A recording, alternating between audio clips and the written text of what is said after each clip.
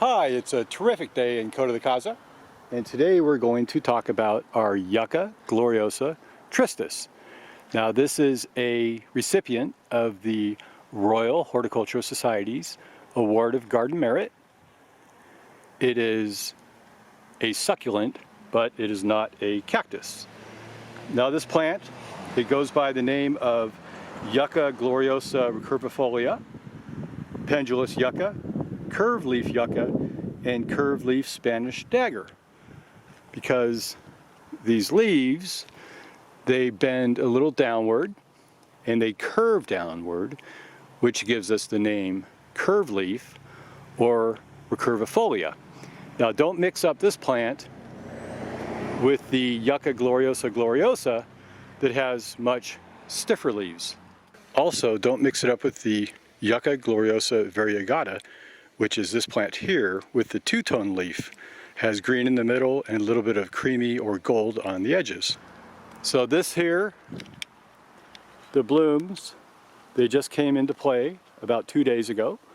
Today is August 3rd, so these bloomed August 1st, and you can see they bloom quite fast. And if you're on vacation, well, you're going to miss these wonderful blooms. So let's take a closer look at the leaves and the flowers and the rest of the succulent here. Now the leaves, they're a darkish green. They're smooth on the edges. Now this sets them apart from agaves. Agaves, although they look like these plants, they're always serrated on the edges, where the yuccas are smooth. Now how many times did your grandma tell you, "Now Gary, don't play in the yucca. You'll poke your eye out"? Well, it's true. These yuccas all have a very, very fine point here.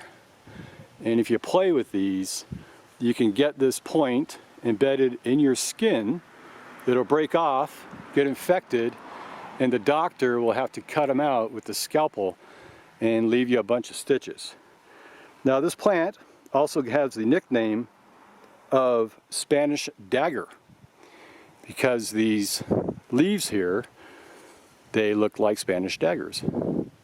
In fact, it's really called Curved-leaf Spanish Dagger because Spanish Dagger belongs to the Yucca gloriosa, which is, of course, like I mentioned, a lot stiffer than this plant. Here is the trunk. Here's another trunk over here. So this plant is called a caulescent, which means it has well-developed above ground stem and trunk. Now this can grow 4 to 6 feet high, and with the flowers you can get up to 10 feet high. Now it does grow side shoots that you see here, which branch out to a second structure of leaves. And if you're very careful, when they're young, you could separate the side branches from the plant and replant them. Now this also propagates by rhizomes or root structures underground that spread out, and then they grow to the surface to create a new plant. So if you're also very careful, you can dig up young plants and cut them at the rhizome underground and replant those to create a very nice succulent.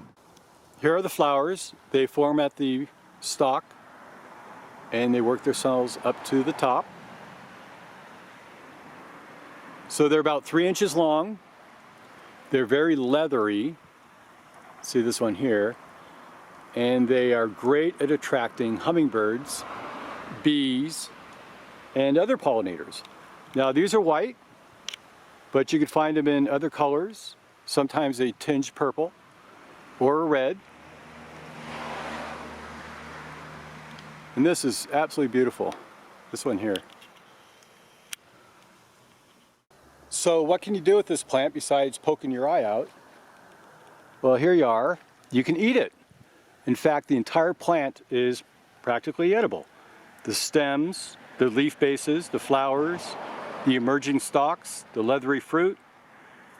Now don't eat it raw. You got to cook it first. Now the yucca roots, now they contain saponins. Now, saponins are known as an anti-inflammatory agent. They can use against arthritis. They can help cleanse the blood, the kidneys, and the heart. The leaves, now you can weave these together to make baskets. The plant fibers can be separated and twisted into like a rope or a twine. And the roots can be processed in a blender to make shampoo. So there you go. This is our Yucca gloriosa tristis. It's a great plant. It's drought tolerant. It grows in sand dunes. It's really easy to grow, requires little fertilizer, but please don't let your kids play in the yucca garden. Thanks for watching. Bye.